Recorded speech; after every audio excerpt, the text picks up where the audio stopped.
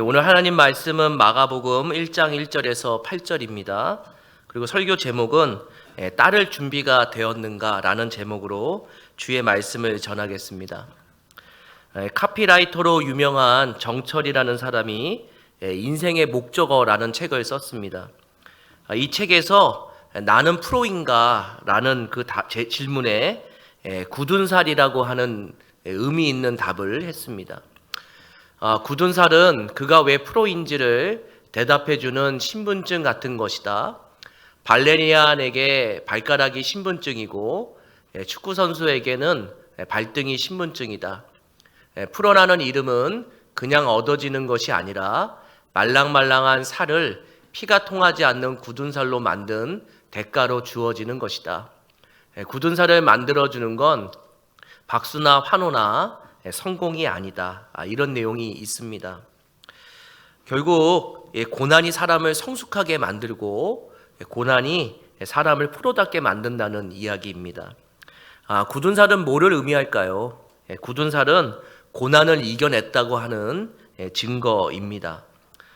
제 어머니가 다른 사람들한테 손을 잘 안 보여주시려고 그래요. 고생을 너무 많이 하셔가지고요. 그래서 항상 손에 굳은 살이 있는데 남한테 이렇게 창피하다, 그런 얘기를 가끔 많이 하십니다. 그러나 굳은 살은 고난 중에 가정과 일터를 지켜낸 자랑이라 할 수 있는 거죠. 하나님도 고난이 만들어낸 영적인 굳은 살을 우리가 좀 자랑하기를 원합니다. 오늘 말씀에서 하나님은 우리에게 세상을 그리스도의 능력으로 힘입어 이긴 다음에 그 믿음이 굳은 살처럼 잘 박히기를 원하는 말씀이 오늘의 말씀입니다. 제가 설교 중에 한번 했던 예화인데요. 그 한 선교사가 아프리카로 선교를 갔는데 이제 강을 건너게 됐답니다.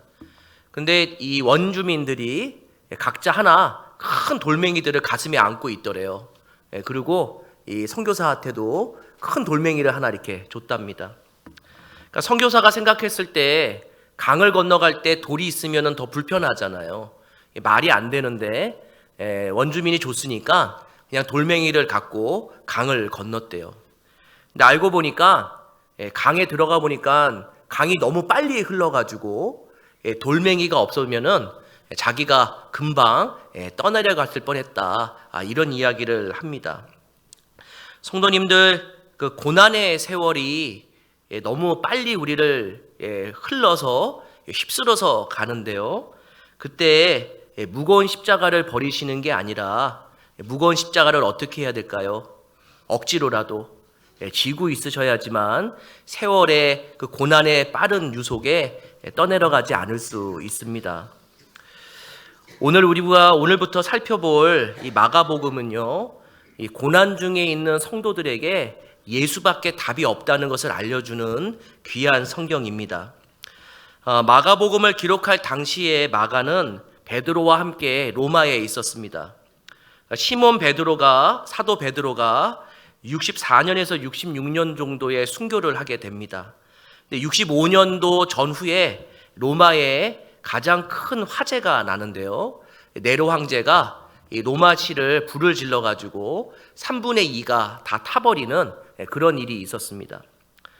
로마시가 3분의 2가 다 불에 타버리니까 네로 황제가 이 불을 지른 사람들을 누구라고 지목을 하냐면은 기독교인이라고 지목을 해서 죄도 없는데 박해를 받기 시작해요. 그러니까 이 마가복음이 쓰여질 당시에 기독교인은 가장 큰 박해와 많은 순교를 당하기 시작합니다. 이 그림을 보여주시면은 이 제롬이라는 사람이 기독교 순교자들의 마지막 기도라고 아주 유명한 그림인데요. 기독교인을 맹수들의 밥으로 주기도 하고 때로는 장난감처럼 가지고 놀다가 죽이는 일들이 늘 있었습니다. 심지어는 로마의 밤을 뭘로 횃불을 만들었냐면은 그리스도인을 횃불로 만들어서 밤을 환하게 비치는 일도 이 당시에 있었습니다. 이때 마가가 오늘 설교 제목처럼 따를 준비가 되었는가, 그런 말처럼 세상을 이기기 위해 예수님처럼 십자가를 지고 예수님에게 순종하는 삶을 따를 준비가 되었는가라는 답을 얻고 싶어서 마가복음을 썼어요. 마가는 이렇게 생각하는 거죠. 세상의 네로 황제가 가장 힘센 자가 아니라 살아계신 하나님 아버지가 이 세상을 만드셨고 그의 외아들이 이 세상을 통치할 거기 때문에 예수를 믿고 따라가는 것이 맞다라는 것을 지금 알려주고 있습니다. 성도님들, 고난 중에는 고난이 아니라 평온할 때는 기독교인이 티가 나지 않아요. 가짜 기독교인, 진짜 기독교인 티가 나지 않습니다. 근데 고난을 만나면은 진짜 기독교인이 진짜 같은 모습으로 나타나기 시작합니다. 26년도가 만만치 않다고 늘 그러잖아요. 26년도가 어쩌면은 예수 믿는 사람이 더 예수 믿는 사람을 더 잘 보여줘야 할 수밖에 없는 그런 한 해라고 생각을 할 수 있습니다. 예수를 믿을 때 고난을 이길 수 있고요. 예수를 믿을 때 마음의 기쁨이 생기기 때문이죠. 우리 마가복음 1장 1절입니다. 같이 한번 읽겠습니다. 하나님의 아들 예수 그리스도의 복음의 시작이라. 아멘. 이 1장 1절은 선포입니다. 예수 그리스도가 하나님의 아들이고 복음의 근원이다라는 이야기입니다. 이 로마 시대에 하나님의 아들, 신의 아들은 누구에게만 붙일 수 있냐면 황제에게만 붙일 수 있는 거예요. 로마 황제는 신의 아들로 세상을 다스린다라는 의미가 원래 신의 아들입니다. 그리고 복음이라는 단어는 어떤 단어냐면은 정치, 경제, 군사적인 승리와 업적을 높이는 기쁜 소식을 얘기를 해요. 그러니까 복음은 누구만 들려줄 수 있을까요? 로마 황제만. 로마 황제가 나라를 잘 다스리고 경제를 회복시키고 전쟁에 승리하면은 그 기쁜 소식을 백성에게 알려주게 되어 있어요. 그런데요, 이 마가복음 1장 1절이 뭐를 의미하냐면은 이 세상에 전쟁을 선포하는 것과 같아요. 너희들이 생각하는 황제가 세상의 왕이 아니라 우리가 믿는 예수님이 하나님의 아들, 신의 아들이라고 지금 얘기하고 있는 거죠. 죽어가면서도 이렇게 얘기한다는 거 쉽지 않습니다. 그리고 이 뒤에 이 복된, 여기 보시면 1절에 복음의 시작이라 이렇게 표현되어 있는데 이 시작을 뭘로 바꾸면 훨씬 더 좋으냐면은 근원이다 이렇게 바꿔도 큰 문제가 없습니다. 예수 그리스도는 뭐의 근원이실까요? 기쁜 소식의 근원, 기쁨의 근원이 되신다라는 것을 이야기하고 있어요. 지금 이 당시에 박해를 받아서 너무나 많이 힘들고 죽어나가고 있는 거예요. 그때 마가는 하나님이 마가를 통해서 성도들한테 힘을 주는 것이 뭐냐면은 너희들이 고난 중에 있느냐, 너희들이 박해 중에 있느냐, 주님이 생명의 근원이시고 기쁨의 근원이시기 때문에 그 마음에 그리스도를 믿고 있고 주님을 붙들고 있으면은 고난을 기쁨으로 이겨낼 수 있을 것이다 라고 선언을 하는 거죠. 성경은 고난을 불 같다고 보통 표현합니다. 성도님들, 불 앞에 젖은 수건이 있으면 어떻게 돼요? 말라버리잖아요. 오랜 시간 놔두면은 마르는 게 아니라 말라 비틀어져요. 그런데 이 고난이 얼마나 뜨겁고 힘드냐면은 고난을 만나면은 뭐가 마른다고 그러세요, 성도님들? 피가 마른다고 그러잖아요. 맞아요. 인생에서 역경을 만나면은 내 몸에 있는 피도 마르고 물도 말라요. 이 불같은 고난을 만날 때 불을 이길 만한 물이 필요해요. 끊임없는 물이. 불을 끄고도 남는 물이 필요해요. 그것이 뭘까요? 우리가 믿는 예수 그리스도. 생수의 근원이시고 영원히 마르지 않으시고 우리의 고난 가운데도 기쁨을 늘 주실 수 있는 예수 그리스도가 복음 그 근원, 기쁨의 근원이라고 하는 것을 오늘 강하게 이야기하고 있는 겁니다. 우리가 고난을 만났을 때 생각하셔야 될 게 있어요. 흔들릴 때마다 기쁨의 근원이 누구인가? 내가 고난 받아서 자빠지고 있을 때 내가 기쁨의 근원을 내가 믿고 있는가? 주님의 영생수와 주님이 주시는 능력으로 내가 그 고난을 이겨내고 있는가를 생각해 볼 필요가 있는 거죠. 마가는 고난받는 성도들을 뭐라고 표현하고 있냐면은 불같은 고난이라고 표현하기도 하지만 광야 생활을 지나고 있다, 이렇게 표현도 합니다. 우리 2절에서 4절 같이 한번 읽습니다. 2절에서 4절입니다. 선지자 이사야의 글을 보라. 내가 내 사자를 내 앞에 보내노니 그가 내 길을 준비하리라. 광야에 외치는 자의 소리가 있어 이르되 너희는 주의 길을 준비하라. 그가 오실 길을 곧게 하라. 기록된 것 같이 세례 요한이 광야에 이르러 죄사함을 받게 하는 회개의 세례를 전파하니. 아멘. 마가복음에서 8장 4절에 오병이어의 기적이 일어나는 때에 광야라는 단어 한번 쓰고요. 이 광야라는 단어는 다 어디에 쓰였냐면은 마가복음 1장에만 쓰여요. 박해, 네로의 황제의 박해를 받고 있는 성도들이 이 마가복음을 읽는다고 생각을 해보세요. 기쁨의 근원이 주님이시다. 그런데 지금 예수 믿는 것 때문에 어떤 일을 당하고 있어요? 광야 같은 시간을 경험하고 있다. 그 광야 같은 시간은 오로지 뭐로 이길 수만 있냐면은 영원한 생명수를 공급하는 주님밖에는 이길 수가 없다는 것을 오늘 강조하고 있습니다. 1장 2절에 보면은 이사야가 나오고요. 또 4절에 보시면은 세례 요한이 나오는데, 이 이사야는 이스라엘 백성이 바벨론 포로로 잡혀갔을 때 엄청난 광야 생활을 할 때에 그들을 위로한 선지자였습니다. 세례 요한도 지금 로마의 압제를 받아가지고 이스라엘 백성이 고통 중에 있을 때 위로를 해준 선지자였습니다.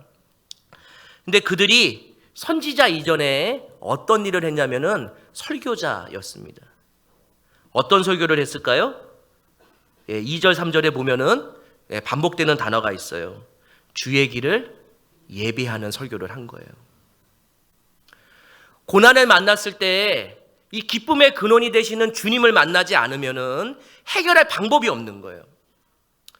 성도님들, 고난 중에 왜 설교를 들어야 되신지 아세요? 설교에 예수가 나오기 때문에. 내가 고난을 받으면은 막 답답하고 너무 힘들어요. 근데 목사의 설교가 어떤 일을 하냐면은 그 가슴에 고속도로를 내주는 거예요. 왜냐하면 주님을 만날 수 있게끔, 주님이 그 마음에 찾아갈 수 있도록 고속도로를 내는 게 설교자의 설교입니다. 성도님들, 고난이 오면 올수록 고난을 회피하고 싶잖아요. 고난을 회피한다고 벗어날 수가 없어요. 고난은 어떻게 할 수밖에 없을까요? 마주 볼 수밖에 없어요. 마주 볼 수밖에. 회피해도 고난에 더 무너질 뿐이에요. 마주 봐야 돼요. 근데 그 마주 볼 때 주님이 함께 하셔야 되고, 주님이 그 능력을 주실 때 고난이 가로막고 있잖아요. 그때 이 설교가 무슨 일을 하냐면은 주님이 있으니까 걱정하지 말아라. 주님이 너의 답답한 마음을 거룩한 숨통을 틔워줄 수 있겠다. 지금 그렇게 이 설교가 그런 일을 하고 있는 거죠. 설교가 광야의 주류의 길을 내는 것처럼 반드시 이 단에, 설교단에서 나오는 목사의 설교가 성도님들의 마음속에 주의 길을 내서 반드시 은혜가 임하게 할 것이라고 저는 믿습니다. 이 마가복음에 이 듣는 성도들은 너무나 힘든 거예요. 광야 같은 인생을 살고 있는 거예요. 우리 작년 내내 출애굽기 들으셨잖아요. 광야는요, 춥기도 하지만 덥기도 해요. 먹을 것이 없어요. 늘 목이 말라요. 근데 이스라엘 백성이 40년 동안 버틸 수 있었던 거는 불기둥과 구름기둥, 만나와 반석의 물로 40년을 이겨나갑니다. 그 모든 것들이 뭐를 상징하냐면은 예수가 함께 하시기 때문에, 그 기쁨의 근원이 함께 하시기 때문에 그들에게 먹고 마시고 입는 것을 공급할 수가 있었던 겁니다. 그렇기 때문에 이 마가복음은 별명이 있어요. 마가복음을 가리켜서 뭐라고 얘기하냐면은 신약의 출애굽기라고 얘기를 해요. 왜냐하면 광야가 나오기 때문입니다. 이스라엘 백성이 광야 40년 동안 주님과 함께해서 이긴 것처럼 지금 로마에서 박해받고 있는 성도들이 휘청휘청 거릴 때마다 설교를 통해서 위로를 주고 주님이 찾아가시니까 조금만 기다리라고 얘기하는 거예요. 그 마음속에 위로를 주고 그 기쁨이 영원토록 너에게 함께 할 것이니까 주님 붙들라고 지금 얘기하고 있습니다. 주님은요, 우리 인생에 반드시 찾아오셨을 뿐만 아니라 고난 중에 찾아오셔요. 풍랑이는 바다를 제자들만 홀로 놔두지 않으시고 내니 안심하라 하고 찾아오시는 분이 우리가 믿는 예수십니다. 우리 7절 8절 같이 읽겠습니다. 7절 8절입니다. 그가 전파하여 이르되 나보다 능력 많으신 이가 내 뒤에 오시나니 나를 굽혀 그의 신발끈을 풀기도 감당하지 못하겠노라. 나는 너희에게 물로 세례를 베풀 것이요 그는 너희에게 성령으로 세례를 베푸시리라. 아멘. 7절에 보시면은 그가 전파하여 이렇게 되어 있는데 이게 원어에는 왕의 사자가 전파하여 이렇게 되어 있어요. 그러니까 액면으로는 세례 요한을 얘기하는데 쉽게 말해서 왕의 사자는 누굴 얘기하냐면은 예수의 사자를 얘기를 해요. 왕의 사자는 로마 시대 때 이런 역할을 했습니다. 저 멀리 왕이 전쟁을 이긴 거예요. 이제 이 전쟁 중에 이스라엘 백성들이 고통 중에 있는 거죠. 근데 저 멀리 가서 왕이 전쟁에 이겼어요. 근데 여전히 백성들은 고난 중에 있을까요? 없을까요? 네, 있어요. 그래서 이 왕의 전령이 백성들에게, 고난 중에 있는 백성들에게 찾아와서 왕이 이겼다. 너희들 믿음으로 잘 버텼다. 왕이 이겼으니까 고난도 끝날 것이다 라고 이제 알려주는 역할을 이 왕의 전령이 합니다. 지금 7절에 왕의 전령은 뭐냐면은 예수, 우리의 왕이신 예수가 이미 어떤 일을 하셨는지 아세요? 우리의 고난을 이미 이겨놓으신 거예요. 이거 믿으셔야 돼요. 그러니까 내 인생에 고난이 찾아오셨잖아요? 그게 아니에요. 주님이 고난을 이겨놓으신 거예요. 그러니까 전쟁에 지진이 막 일어나잖아요. 그 지진이 일어났다가 멈춰요. 그런데도 한 일주일, 2주일 어떻게 돼요? 그 지진의 여파가 계속 지진이 있으면서 사람이 괴로워요. 마찬가지로 주님이 고난을 이미 이겨놓으셨는데 우리가 그 고난의 속에서 여파를 여전히 겸하고 있기 때문에 늘 어려움 속에 있는 거예요. 그때 무엇이 흔들리면 안 될까요? 믿음이 흔들리면 안 돼요. 예수가 그 고난을 이긴다는 것을 흔들리면은 안 되는 겁니다. 앨런 데이비스라는 여성학자가 이런 말을 합니다. 광야에서 길을 잃은 건 방향이 아닌 믿음이었다. 성도님들, 고난을 만나면은요, 내가 어디로 가야 될지 모르잖아요, 맞죠? 그게 방향을 잃은 게 아니라 믿음이 흔들리고 믿음이 사라지고 있는 거예요. 내가 고난을 만났을 때 믿음이 막 흔들리잖아요. 그러면 우린 누굴 찾아야 될까요? 기쁨의 근원이신 주님을 찾아야 돼요. 근데 이게 쉽지가 않아요. 고난 중에 주님을 찾는다는 게 쉽지가 않아요. 그래서 우리에게 무엇을 주시냐면 8절에 성령을 선물로 주셔요. 이 성령이 우리를 예수 믿게 할 뿐만 아니라 고난 중에도 머릿속에서 떠오르게 만드는 분이 있는 거예요. 예수 그리스도.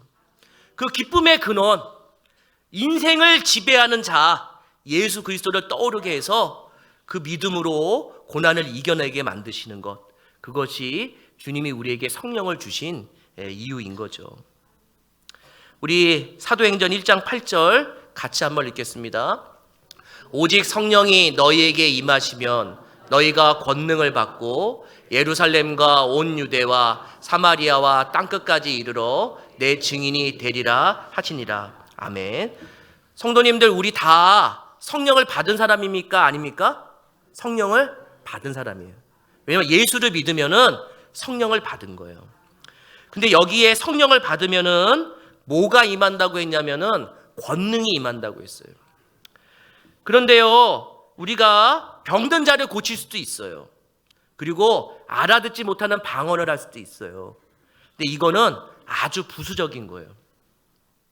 성령이 나와 함께 하신다는 거는 권능을 주는데, 그 권능이 뭐냐면은 고난 중에서도 믿음으로 이겨나가는 증인이 되는 힘을 주셔요. 사도행전은 평안한 가운데 기록된 게 아니에요. 고난 중에 성령의 능력으로 그 고난을 이겨나간 사람들의 역사, 교회 역사가 사도행전이에요. 그러니까 성도님들 마음속에 고난이 왔을 때 왜 예수를 찾는지 아세요? 예수께서 성령을 우리에게 주셔서 힘들고 어려울 때마다 기쁨의 근원이 되시는 주님을 붙들라고 생각나게 만드셔요. 내가 믿음이 흔들리는 이유 뭔지 아세요? 내 마음의 중심에 예수가 있다는 걸 잊어버리는 거예요. 고난 가운데 다른 걸 찾지 마세요. 성경은 딱 한 가지만 얘기해요. 기쁨의 근원 딱 한 가지예요. 예수. 그 예수 외에는 기쁨을 줄 수 있는 분이 없어요. 제가 이 얘기 하나 하고 설교를 마치려고 합니다. 가스펠 가수 중에 레나 마리아라고 하는 가수가 있습니다. 이 사람 태어날 때부터 두 팔이 없고 한쪽 다리가 짧은 아이로 태어났어요. 이 사람 밥 먹을 때도 발가락으로 먹고요. 그림 그려도 발가락으로 그려요. 가장 고통스러운 삶을 살았던 사람 중에 한 명이에요. 근데 그 고통을 이기고 세계에서 가장 유명한 가스펠 가수가 됩니다. 그녀의 목소리를 가리켜서 뭐라고 얘기하냐면은 천상의 노래를 부르는 목소리다, 이렇게 별명을 붙여요. 일본에 공연을 갔는데 공연이 끝나고 사회자가 이 레나 마리아에게 이렇게 물어봅니다. 당신은 장애인인데도 왜 이렇게 밝을 수가 있습니까? 이렇게 물어보니까 이 레나 마리아가 뭐라고 얘기하냐면은 예수님이 나와 함께 하시기 때문입니다. 예수님은 내 삶을 움직이시고 계시며 내가 필요한 것을 채우시며 또 내 곁에서 나를 위로하시고 내 새로운 힘을 주시기 때문입니다. 이렇게 얘기를 해요. 이 여인이 이길 수 있는 이유는 딱 한 가지였어요. 기쁨의 근원이 되시는 예수를 발견한 거예요. 우리가 왜 이 사람보다 못한지 아세요? 이 레아 마리아는 두 팔이 없어요. 근데 성도님들은 두 팔을 가지고 계시잖아요. 그 다리도 멀쩡하시거든요. 레아 마리아하고 우리가 틀린 건 딱 한 가지가 있어요. 이 여인은 기쁨의 근원을, 예수님을 제대로 만난 거고, 우리는 만났다고 하지만 거짓으로 만났을 가능성이 많아요. 마음에 회개하시고 주님을 받아들이십시오. 기쁨의 근원 주님을 믿으세요. 그러면은 그 고난을 이겨나갈 수 있습니다. 찬송가 325장에 예수가 함께 계시니라는 찬송가가 있습니다. 1절에 이런 내용이 있습니다. 예수가 함께 계시니 시험이 오나 겁없네. 그 다음에요, 기쁨의 근원 되시는 예수를 위해 삽시다.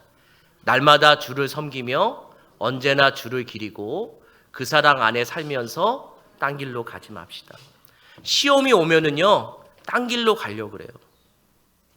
시험이 오면은 예수를 버리려고 해요. 시험이 오면 올수록 예수를 버리는 게 아니라 어떻게 하셔야 될까요? 예수에게 더 가까이 가셔야 돼요. 그래야 그 기쁨의 근원으로부터 기쁨을 받아서 고난을 이길 수 있어요.